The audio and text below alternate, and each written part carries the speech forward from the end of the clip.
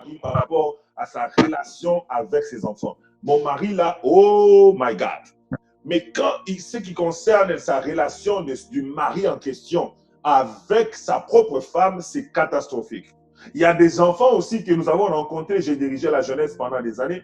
Il y a des enfants aussi qu'on a rencontrés qui nous disent également que mon père et ma mère ont une relation profonde, une relation d'amour fou. Mais de ce qui concerne d'être un bon père pour moi, là, c'est la catastrophe. Alors ce soir, j'aimerais que nous puissions regarder de manière profonde la relation. Si vous avez vos micros, vous pouvez les fermer pour que ça ne puisse pas faire un feedback, s'il vous plaît. J'entends ma voix en arrière. Donc, nous avons besoin de réaliser deux grandes choses. C'est quoi être un père selon Dieu? C'est quoi être un père selon Dieu? Et c'est quoi que Dieu attend de nous en tant que père? Et c'est là que on ressort ces 7 responsabilités dans le rôle de père. Dieu t'a établi comme père. La plus grande définition que moi je peux donner dans cette affaire de père, c'est que Dieu t'a établi comme père pour que tu puisses être son représentant envers l'enfant ou envers la femme qui t'a donné. Parce que Dieu est le père par excellence. Dieu est le père idéal. Il a été le père d'Anna et Ève. C'est lui qui a commencé cette histoire d'être père. C'est lui qui est l'auteur de la paternité. Alors Dieu étant le père, il nous a légué la responsabilité. Il nous a donné un mandat. Les enfants que nous recevons de lui, ce sont ses enfants à lui. Et nous sommes devenus comme des tuteurs que Dieu nous a établis sur ces enfants-là.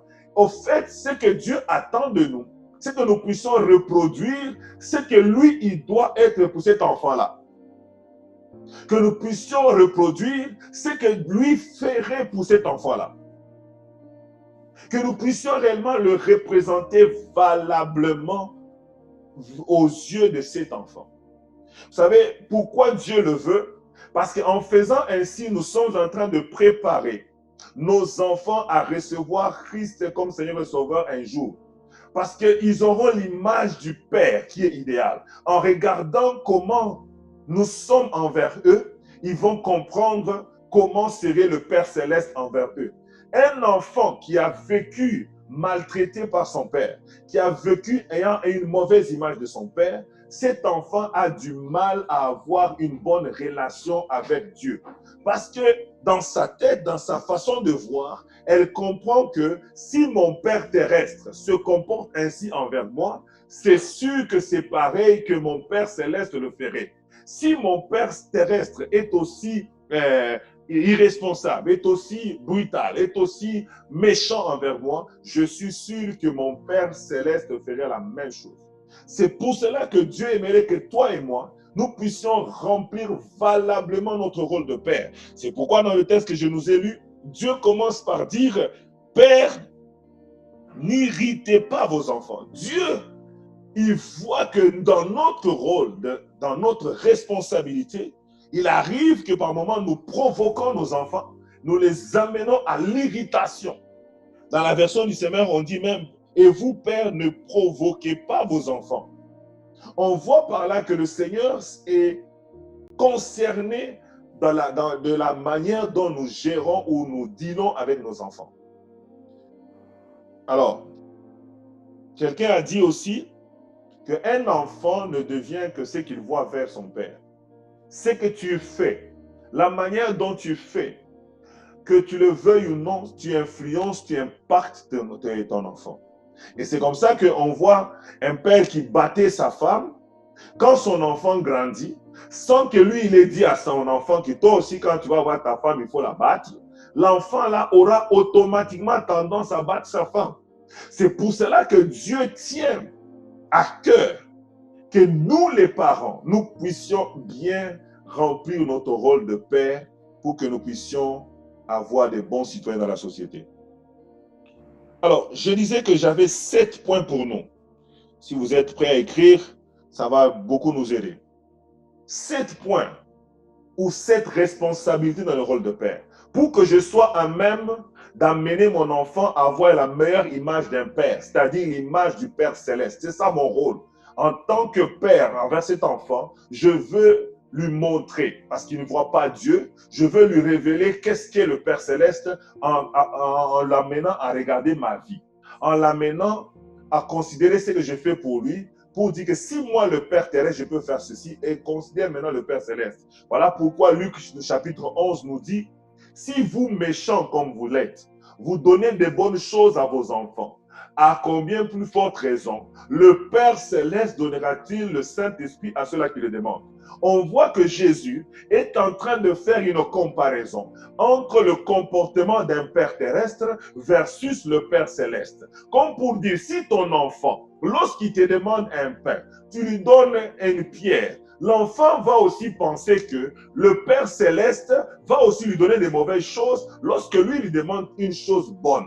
C'est pourquoi Dieu dit, dans sa pensée, il ne conçoit pas qu'un père puisse agir de cette façon-là. Il veut que le père agisse bien. Pourquoi? Parce que si le père donne toujours des bonnes choses à ses enfants, lorsque ces derniers lui demandent, il est facile à cet enfant, lorsqu'il va prier pour demander le Saint-Esprit ou demander quoi que ce soit au Dieu divin, au Père céleste, cet enfant va croire que Dieu ne va pas lui donner quelque chose de méchant, que Dieu va lui donner quelque chose de glorieux, de précieux selon la demande qu'il avait formulée. C'est pour cela que le rôle d'un père est très important. La responsabilité du père est très importante parce qu'il n'en va pas seulement de toi, mais il en va également de la relation de ton enfant avec le Dieu des cieux. Première chose, on peut facilement l'imaginer, c'est que le rôle du père envers son enfant ou la responsabilité, c'est d'aimer ses enfants. Dieu veut que nous puissions aimer nos enfants. Cet amour, c'est un reflet de l'amour du Dieu céleste envers nous. Dieu veut que nous puissions manifester l'amour envers nos enfants. Nous allons lire quelques textes pour nous pour confirmer cette pensée. Le Seigneur, en étant le Père initial, nous avons dit ici que Dieu est le premier Père. Et le Seigneur a manifesté cet amour envers Adam et Ève. Il les a aimés. Et cet amour se manifestait par le fait que Dieu s'intéressait à eux. Regardez un peu dans Genèse chapitre 3. Genèse chapitre 3, verset 8, on va voir. Je vais lire ça pour nous. Genèse chapitre 3, verset 8. Nous pouvons constater que la Bible dit, alors il entendit la voix de l'Éternel qui parcourait le jardin vers le soir. Et l'homme et sa femme se cachèrent loin de la face de l'Éternel, Dieu, au milieu des arbres du jardin. La Bible dit quoi? L'Éternel est venu vers Adam et Ève. C'était dans ses habitudes de venir visiter l'homme. Bien que Dieu soit Dieu, bien que Dieu soit plus grand que l'homme, bien que Dieu puisse avoir l'autorité que l'homme n'a pas, bien que Dieu puisse être plus sage que l'homme, bien que Dieu puisse avoir plus de puissance que l'homme, la Bible dit Dieu s'est humilié pour aller vers son enfant Adam, vers son enfant Ève. On voit par là que son amour n'est pas resté dans les paroles, mais Dieu s'est manifesté. Dieu a agi. Dans Jean 3,16, la Bible dit, car Dieu a tant aimé le monde qu'il a donné son Fils unique. On voit que l'amour du Père se manifeste avec les enfants. Et nous, étant des hommes qui doivent tirer leur modèle du Père Céleste, Dieu s'attend à ce que nous aussi, nous puissions aimer nos enfants. Bien-aimés dans le Seigneur, l'un des rôles le plus important que Dieu attend de toi en tant que père, ce n'est pas que tu achètes des cadeaux à tes enfants, mais que tu puisses aimer tes enfants. Et cet amour doit se manifester à 3 volets. Premier volet, nous devons nous intéresser à nos enfants, nous intéresser à leur vie. Bien-aimé dans le Seigneur, tu ne dois pas être à 1000 coudées avec tes enfants. Il faut que tu sois en mesure d'aller jouer avec tes enfants, d'aller rester avec tes enfants, de t'intéresser à leur vie, de te rabaisser à leur niveau. Dieu, il nous a tellement aimés que Christ a porté la vie, le corps. Il s'est humilié lui-même. pour venir passer des années avec nous sur la terre. 33 ans dans les limitations de l'homme. Pourquoi? Parce qu'il nous a tellement aimés. De la même manière qu'en tant que père, bien que nous avons des préoccupations élevées, bien que nous avons des programmes chargés, il faut qu'on prenne du temps pour venir s'amuser avec ses enfants, pour venir être au niveau des enfants. Cela manifeste de l'amour pour l'enfant. L'enfant se sent aimé quand il voit son père s'asseoir avec lui par terre, en train de jouer aux billes, en train de faire des choses avec son enfant, jouer aux cartes. Ça amène l'enfant à sentir l'amour que le père a pour lui. Il dit, mon père est occupé, mon père est un homme important, mais il a quand même un temps pour moi. Et c'est ce que nous voyons ici, que Dieu, malgré ses multiples responsabilités, venait visiter Adam et Ève. Et c'est ce que Dieu attend de toi, et c'est ce que Dieu attend de moi dans notre rôle de père. La deuxième façon de manifester l'amour à nos enfants, c'est de leur dire qu'on les aime. Et comme Dieu ne cesse de nous dire qu'il nous aime. Jérémie 31, verset 3. Jérémie 31, verset 3, qu'est-ce qu'on nous dit là-dedans? Jérémie 31, verset 3. La Bible dit, de loin l'Éternel se montre à moi. Et il dit, je t'aime d'un amour éternel. C'est pourquoi je te conserve ma bonté. Dieu, et ça c'est l'un des versets, il y en a plein dans la Bible, où nous voyons que Dieu dit à l'homme qu'il l'aime. Il verbalise son amour. Dieu veut que nous aussi, en tant que pères, que nous puissions verbaliser notre amour envers nos enfants. L'amour n'est pas juste de dire, de faire des choses, d'ailleurs j'achète pour toi des habits, non. L'amour doit aussi se dire. Il faut que tu dises à ton enfant tu l'aimes. Même s'il est encore dans le ventre de sa mère, parle à cet enfant, dis-lui que tu l'aimes. Ces paroles d'amour affectent, construisent, bénissent la vie de cet enfant-là. Ça édifie la vie de cet enfant-là. Ça fortifie la vie de cet enfant-là. Ça met cet enfant à avoir une satisfaction même de la vie. Bien-aimés dans le Seigneur, Dieu veut que nous puissions être les premiers à dire à nos enfants que nous les aimons. Il ne faut pas que les gens du dehors soient les premiers à dire à, à nos enfants qui les aiment, mais que Dieu veut voir nous dire à nos enfants que nous les aimons. Et la troisième façon de manifester l'amour à nos enfants, c'est en posant des actes d'amour, en posant des actes. Même Dieu lui-même, dans Jean 3,16 que nous avons lu, que nous avons dit tantôt, Dieu nous a aimés. Il ne s'est pas limité à nous le dire, il ne s'est pas limité en venant sur la terre, mais Christ est monté à la croix. Christ a donné sa vie. Dieu nous a donné quelque chose de précieux. Il a donné son Fils unique. Et Christ nous a donné sa propre vie. Il ne nous a pas donné quelque chose de dérisoire, mais il nous a donné quelque chose de précieux. Bien-aimés dans le Seigneur, nous devons aussi apprendre à donner à nos enfants.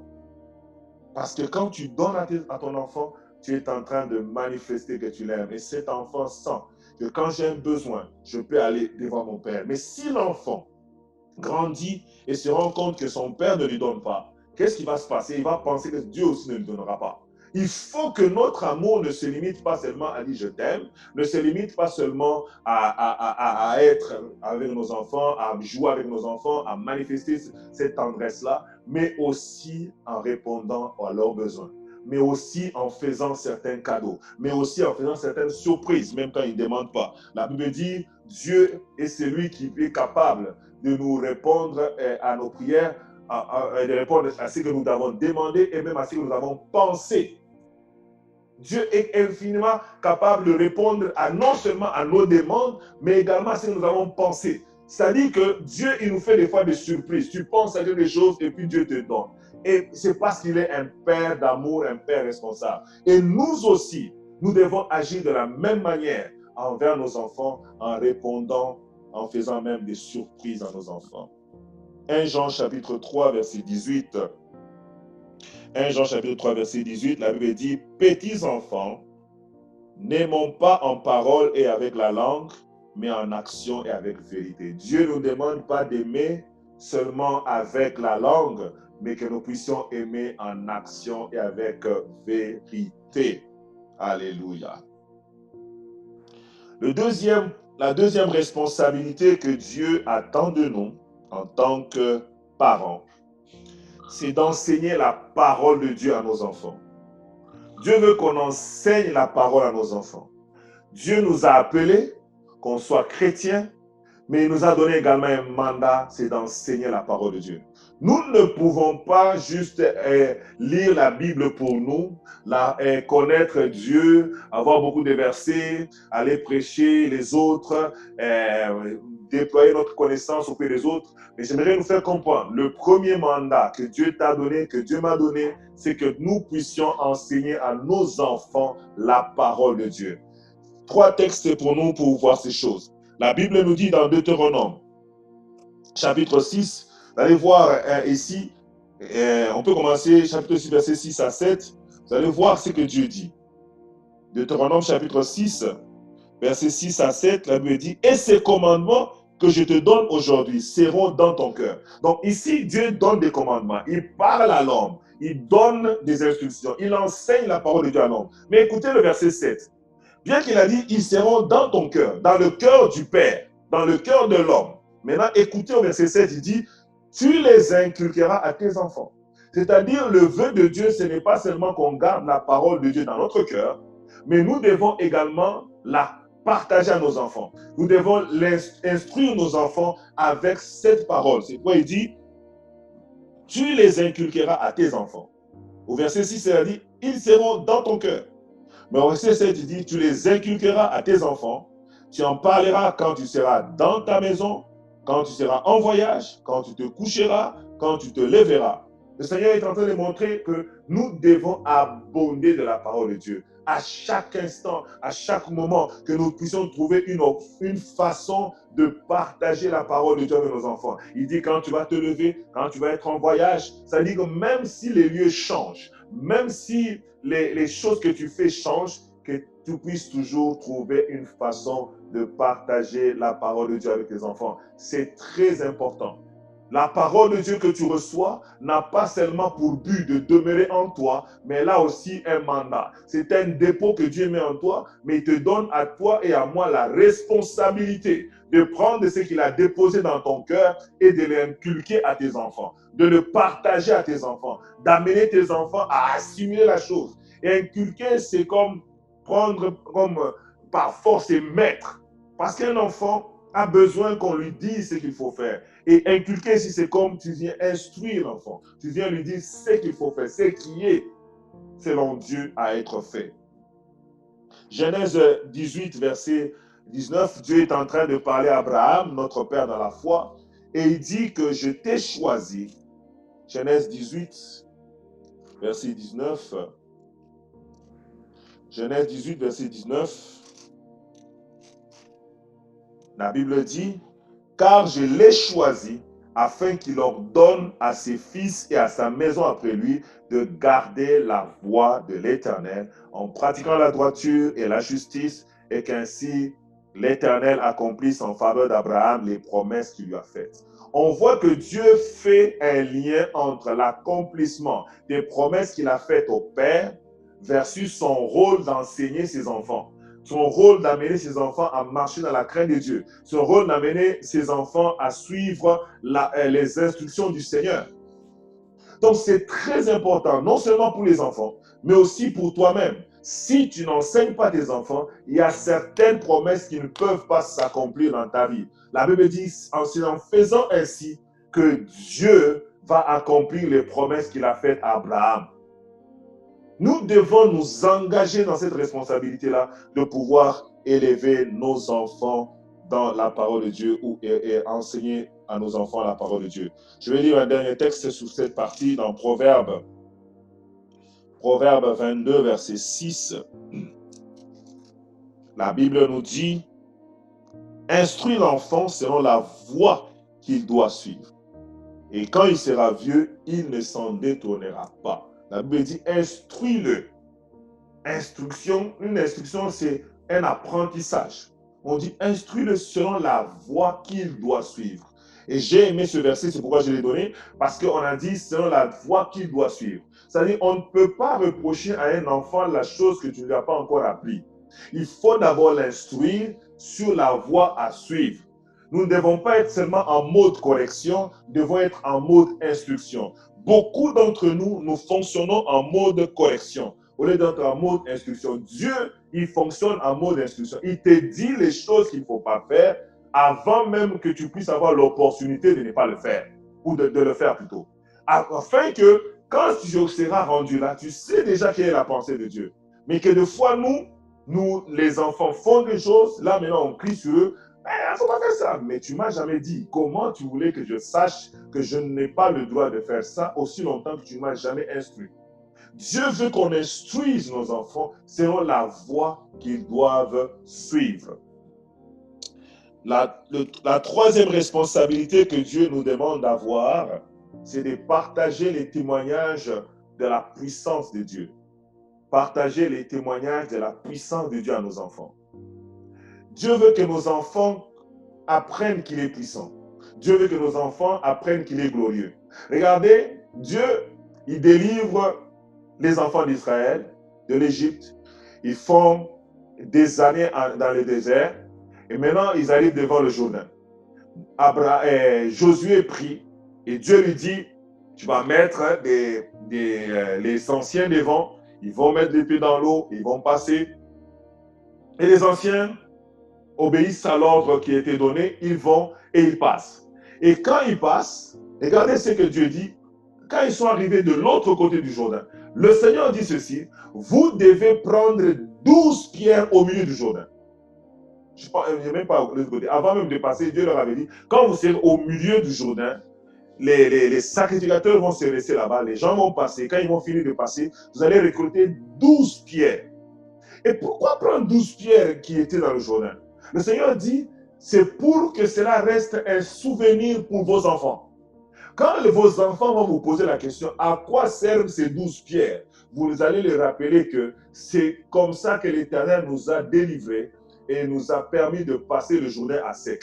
Pourquoi Dieu voulait qu'on garde? C'est parce qu'il voulait qu'on raconte aux enfants la puissance de Dieu. Que les enfants qui n'ont pas vécu la traversée du Jourdain à sec apprennent que le Dieu de leur Père est un Dieu puissant. Apprennent que le Dieu de leur Père est un Dieu capable. Dieu veut que nous ne puissions pas raconter seulement des versets à nos enfants, mais Dieu veut que nous puissions aussi témoigner la puissance de Dieu à nos enfants, afin que les enfants connaissent que notre Dieu est puissant.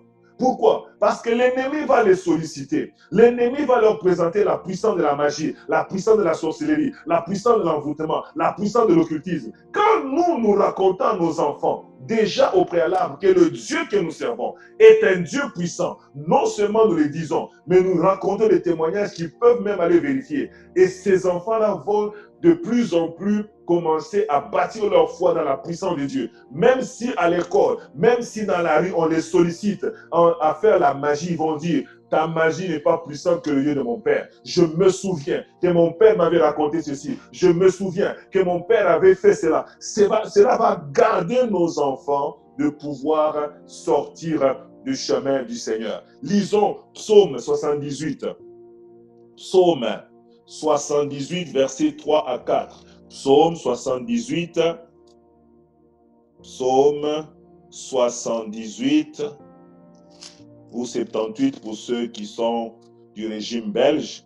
Psaume 78, versets 3 à 4, la Bible dit, ce que nous avons entendu, ce que nous savons, ce que nos pères nous ont raconté, nous ne le cacherons point à leurs enfants. Nous le dirons à la génération future, les louanges de l'Éternel et sa puissance et les prodiges qu'il a opérés. La Bible dit, nous dirons à la génération future quoi?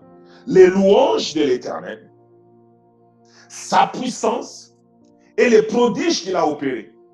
Dieu nous demande de dire à nos enfants ses louanges. Dieu nous demande de dire à nos enfants sa puissance. Dieu nous demande de dire à nos enfants les miracles qu'il a accomplis. Bien-aimé dans le Seigneur, si Dieu a fait un miracle dans ta vie, si tu as vécu un miracle, si tu as vécu une expérience surnaturelle, dis ça à tes enfants. Si ton pasteur ou un frère de votre église a vécu ça, dis ça à tes enfants en leur disant, ils peuvent dire, on connaît papa tel, je connais papa Thierry, je connais papa Gustave, je connais papa Eric, je connais papa Bertrand. Et cet enfant-là, il sait que mon père ne peut pas me tromper parce que Papa Bertrand, je le vois. Donc, je peux aller vérifier l'information. Alors, ça va amener la foi dans la puissance de Dieu. Bien-aimé dans le Seigneur, ton rôle n'est pas seulement d'acheter le lait pour tes enfants, mais c'est aussi d'amener tes enfants à pouvoir croire dans la puissance infiniment variée de notre Dieu.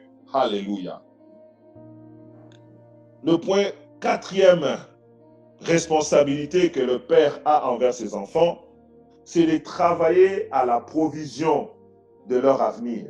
C'est de travailler à la provision de leur avenir.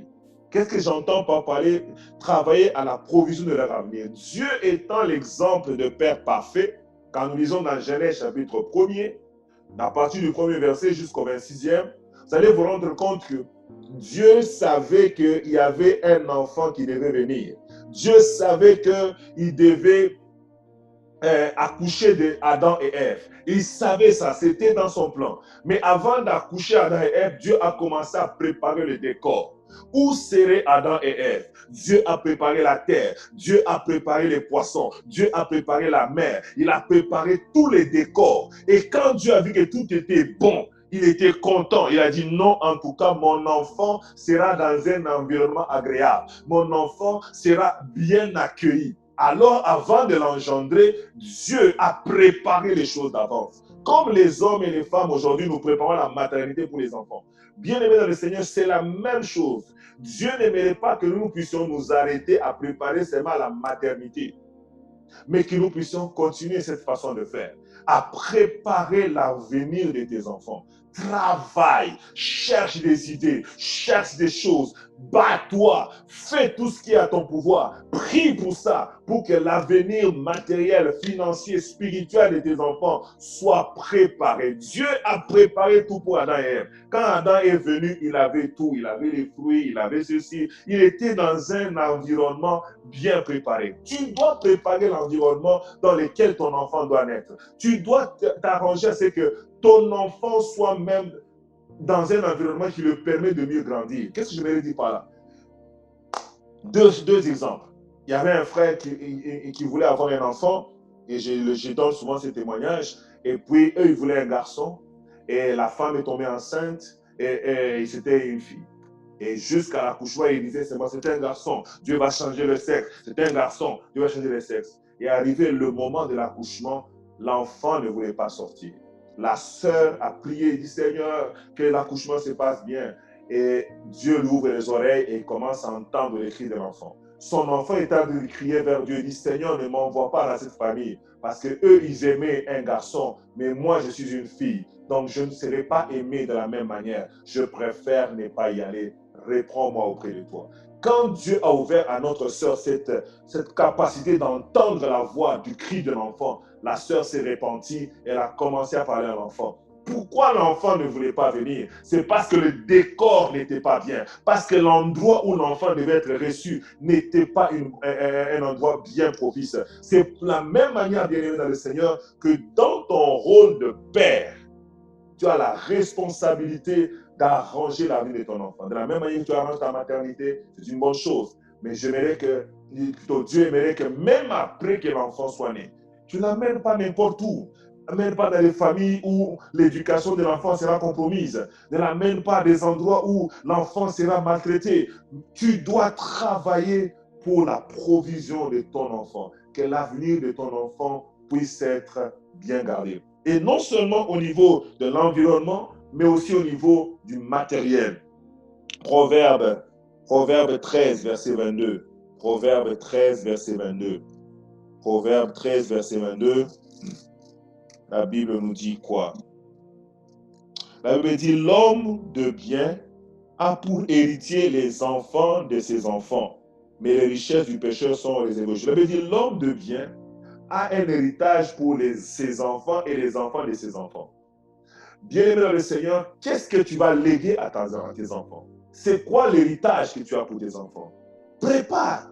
Même l'héritage financier, même l'héritage des études, même si tu ne peux pas avoir des millions dans tes enfants, travaille fort, ne sois pas paresseux, ne laisse pas les choses que ça va venir de soi. Non, il faut que tu travailles. Même Dieu n'est pas resté bras croisés disant, ok, Adam et Ève vont venir se débrouiller quand ils vont devenir grands. Non, Dieu a travaillé fort pendant 6 jours pour préparer l'environnement d'Adam et Ève, pour préparer que Adam et Ève aient de quoi. Bien qu'il a dit à Adam et Ève, tu vas cultiver le jardin. Oui, Adam et Ève aussi devaient travailler, mais ils devaient travailler en commençant à partir du niveau où le Père avait rendu les choses. Tu ne peux pas dire parce que moi j'ai souffert, je portais des culottes, j'ai fait 50 km à pied, alors mes enfants doivent faire aussi la même chose. Non, travaille comme Dieu a travaillé et quand tu vas achever ton travail, que ton enfant commence là pour cultiver la terre et garder le jardin. Oh, alléluia. Elle me dit, c'est quoi l'héritage? Le prophète dans la Bible, il avait laissé à sa femme et à ses enfants comme héritage des dettes. Ma prière et mon vœu, c'est que toi et moi, nous puissions être assez responsables pour laisser des bonnes choses à nos enfants qui vont être une source de bénédiction pour l'avenir de nos enfants. La 5e chose, la 5e responsabilité, c'est de prendre soin de nos enfants. Prendre soin, quand je parle de prendre soin, je pense à quoi? Je pense à s'occuper de leurs besoins. Je pense à quoi? Quand je parle de leurs besoins, je ne parle pas de l'avenir, on a déjà parlé de l'avenir, mais je parle des besoins quotidiens de tes enfants. Tes enfants doivent manger. Je me rappelle d'un frère, quand il cherchait à acheter, il voulait avoir un projet futur, et à cause de ça, il était en train de tout négliger aujourd'hui. Et puis sa femme dit, hey, je veux bien qu'on achète Cadillac, je veux bien qu'on achète avion, je veux bien qu'on achète toutes choses, mais mes enfants là, ils ne vont pas souffrir à cause de ce projet futur-là. Il faut qu'ils mangent aujourd'hui. Comme pour dire, ce n'est pas parce que je prépare la vie de mes enfants que je ne dois pas prendre soin d'eux aujourd'hui, qu'ils souffrent aujourd'hui parce que je garde l'argent pour leur avenir. Non, il faut être équilibré. Un peu dans l'avenir, un peu aussi dans le présent. Je prends soin de mes enfants. Prendre soin d'eux, c'est aussi la protection. C'est les protéger. Je dois être un protecteur. Je dois les défendre. J'aime Psaume 105, verset 15. Dieu, en tant que Père céleste, il dit, ne touchez pas à mes oins, ne faites pas du mal à mes prophètes. Dieu s'engage. Il dit, celui qui me touche à l'un de mes enfants, il touche à la prunelle de mon œil. C'est pour dire que Dieu s'engage à protéger ses enfants. De la même manière, toi, Père, tu dois protéger tes enfants. Tu dois travailler pour les protéger. Tu dois mettre la sécurité. Tu dois être en mesure également de défendre les intérêts de tes enfants. J'aimerais lire un texte, 1 Thessaloniciens chapitre 2. 1 Thessaloniciens chapitre 2, versets 7 à 8. 1 Thessaloniciens chapitre 2, versets 7 à 8, l'apôtre Paul, en tant que père spirituel, est en train de dire cette vérité que nous sommes en train de parler. Il dit ceci: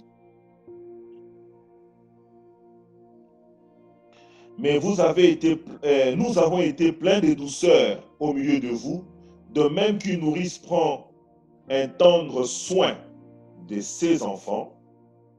Nous aurions voulu, dans notre vive affection pour vous, non seulement vous donner l'évangile de Dieu, mais encore nos propres vies, tant vous nous étiez devenus chers. Il dit, vous êtes tellement chers à nos yeux, vous mes enfants spirituels, moi en tant que votre père spirituel, vous êtes devenus tellement chers à mes yeux, que non seulement je vous donne l'évangile qui est la chose nécessaire, mais je vous donne également tout ce qui est nécessaire afin de prendre soin de vous. Il dit, parce qu'on veut prendre soin de vous. On est prêt même à donner notre propre vie. Parce que vous êtes chers à nos yeux. Bien-aimé dans le Seigneur, tes enfants doivent être chers à tes yeux. Tes enfants doivent être chers à tes yeux au point que tu puisses être en mesure de prendre soin d'eux. Est-ce que tu prends soin de tes enfants? Est-ce que tu prends soin d'eux en les protégeant, en en les protégeant, en défendant leurs intérêts, en combattant pour eux. J'aimerais, un verset me vient aussi dans 2 Corinthiens chapitre 11, verset 1. Paul dit ceci: « Oh, si vous pouviez supporter de ma part un peu de folie, mais vous me supportez. » Verset 2, « Car je suis jaloux de vous d'une jalousie de Dieu, parce que je vous ai fiancé un seul époux pour vous présenter à Christ comme une vierge pure. » Il dit, je suis jaloux de vous. Vous voyez comme un père, quand il veut donner son enfant, là, il est tellement jaloux. Un garçon, hey. Parce que pourquoi? Parce qu'il est tellement jaloux, il veut protéger son enfant. Il veut veiller sur son enfant. Il prend soin d'elle, il prend soin de lui, parce qu'il ne veut pas qu'il y ait aucun homme, aucune femme qui viendra gâcher la vie de son enfant. Dieu t'a donné la responsabilité de veiller sur tes enfants. Le sixième point ou la sixième responsabilité, c'est d'être un modèle en tout pour ses enfants. Dieu veut que tu sois un modèle parce que tu es l'image du Père Céleste. Sois un modèle à suivre, un modèle que les enfants peuvent imiter, un modèle que les enfants peuvent suivre. Dieu veut que tu sois un modèle. 1 Corinthiens chapitre 11, verset 1, Paul dit, « Soyez mes imitateurs, comme je suis moi-même de Christ. » Parce que toi, tu es un enfant de Dieu. Tu es soumis à l'autorité de Dieu. Tes enfants doivent être soumis également à toi. Ils doivent t'imiter, toi. Dieu veut que tu sois un modèle à tous égards. Un modèle en parole, un modèle en foi, un modèle en langage, un modèle en attitude. Dieu veut que tu sois un modèle. J'aime ces versets de 1 Timothée 4, 12. On dit dans quel secteur nous devons être modèles. Elle me dit que personne ne prie sa jeunesse, mais sois un modèle pour les fidèles. Donc ici, dans notre contexte, on peut dire sois un modèle pour tes enfants. Mais en parole, quels sont les genres de paroles que tu prononces? Sois un modèle en conduite. Quelle est ta conduite? Tes enfants ne peuvent rien te dire, mais ils voient. Et ils savent que notre Père se conduit bien ou ne se conduit pas bien. On dit un modèle en amour. Est-ce que tu aimes les gens? Comment tu aimes les gens? Un amour en foi. Est-ce que tes enfants peuvent imiter ta foi?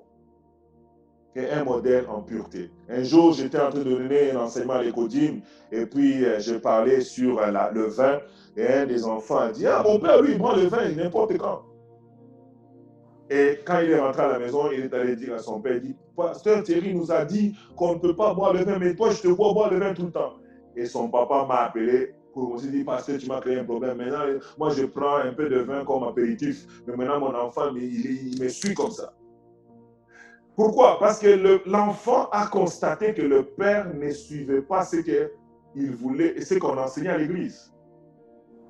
Dieu veut que nous soyons des modèles en pureté pour nos enfants, des modèles à tous égards. Et j'aimerais aller terminer ce soir avec le 7e point, c'est discipliner nos enfants. Tu as la responsabilité de discipliner tes enfants. La Bible dit que l'homme naît bon, mais il a cherché beaucoup de détours. C'est ce que l'Ecclésiaste dit. L'homme naît bon, mais il cherche beaucoup de détours. Il y a dans l'homme cette portion de folie. Dans l'enfant, il y a cette portion de folie qui cherche à faire des folies à chaque instant. Et le vœu de Dieu, c'est que nous, en tant que parents, nous puissions canaliser nos enfants afin qu'ils ne puissent pas aller dans cette folie exagérée, mais que nous puissions les ramener en établissant une discipline. Bien aimé le Seigneur, Dieu a discipliné Adam.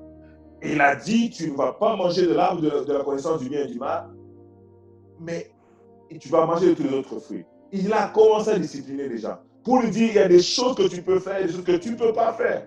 Tu dois être en mesure d'obéir quand je te dis. Quand il y a une interdiction, tu ne dois pas le faire. Dieu a commencé à discipliner l'homme. En tant que père, dès les premiers instants qu'il a établi l'homme, il a discipliné.